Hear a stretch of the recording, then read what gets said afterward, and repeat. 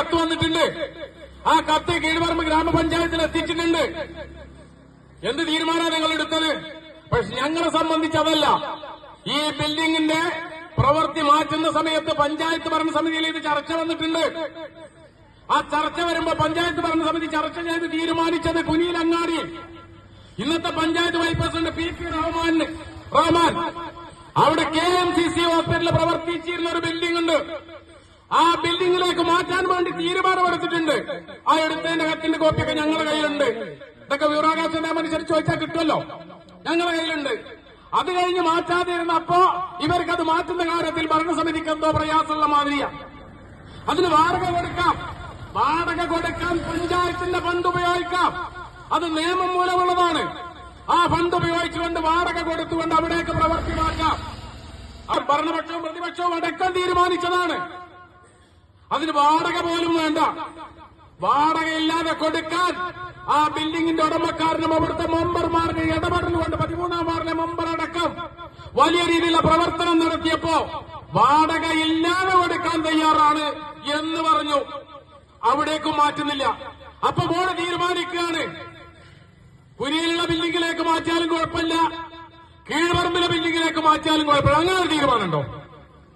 അങ്ങനെ ഒരു തീരുമാനമുള്ളത് കാലാവസ്ഥാ നിരീക്ഷണ കേന്ദ്രങ്ങൾ എന്ന് പറയുന്ന പോലെ മഴ പെയ്യാനും സാധ്യതയുണ്ട്, മഴ പെയ്യാതിരിക്കാനും സാധ്യതയുണ്ട് എന്നതുപോലെ കുനിയിലേക്കും മാറ്റാം, കീഴ്പറമ്പിലേക്കും മാറ്റാം. അങ്ങനെ തീരുമാനം എടുക്കേണ്ട ഒരു ബോഡിയല്ലല്ലോ ഈ കീഴ്പറമ്പ് ഗ്രാമപഞ്ചായത്തിന്റെ ഭരണസമിതി. അങ്ങനെ എടുക്കേണ്ട ബോഡിയാണോ? ഒരു സ്ഥലം കൃത്യമായിട്ട് തീരുമാനിക്കണ്ടേ? നട്ടലുള്ള പഞ്ചായത്ത് പ്രസിഡന്റ് വൈസ് പ്രസിഡന്റുമാണ് ആ ഭരണസമിതിയിൽ തീരുമാനമെടുത്തെങ്കിൽ ആദ്യത്തെ തീരുമാനം കുനിയിലങ്ങാടിയിലുള്ള KMCT ഹോസ്പിറ്റൽ വർക്ക് ചെയ്യുന്ന ബിൽഡിംഗ് അല്ലേ, അവിടേക്ക് മാറ്റാൻ എന്തുകൊണ്ട് നിങ്ങൾക്ക് കഴിയാതെ പോകുന്നു? എന്തായാലും സാങ്കേതിക തടസ്സം നിങ്ങൾ പറയും. ഇല്ലെങ്കിൽ പോട്ടെ, തടസ്സന്റെ അപ്പുറത്തേക്ക് മാറ്റണ്ടേ?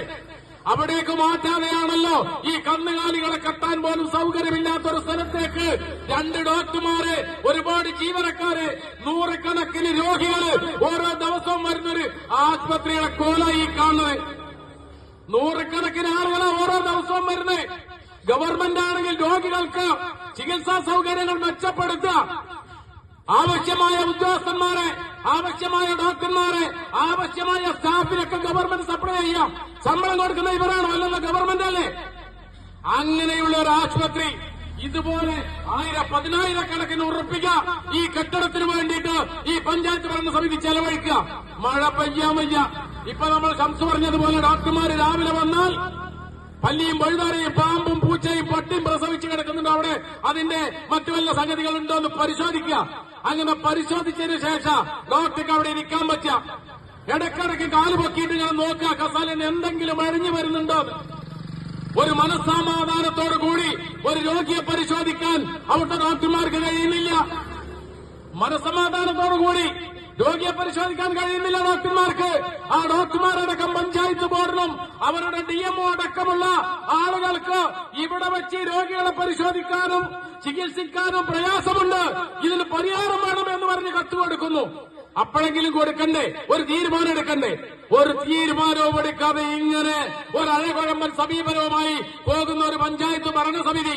ഈ കീഴ്പറമ്പ് പഞ്ചായത്ത് 1977 ഊർങ്ങാറ്റി പഞ്ചായത്ത് വിഭജിച്ച് ഈ പഞ്ചായത്ത് രൂപീകൃതമായിട്ടുള്ളത്. ആ 73 മുതൽ 77 മുതൽക്ക് ഇന്നേ വരെ കാണാത്ത ഇത്ര മോശപ്പെട്ട ഒരു ഭരണസമിതി ഈ കീഴ്പറമ്പ് പഞ്ചായത്ത് ഉണ്ടായിട്ടുണ്ടാവില്ല.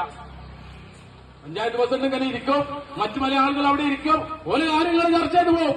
ഇവിടെയുള്ള അധികാരം ഈ DMOയ്ക്ക് ഉണ്ട് എന്ന് നിങ്ങൾ മനസ്സിലാക്കണം.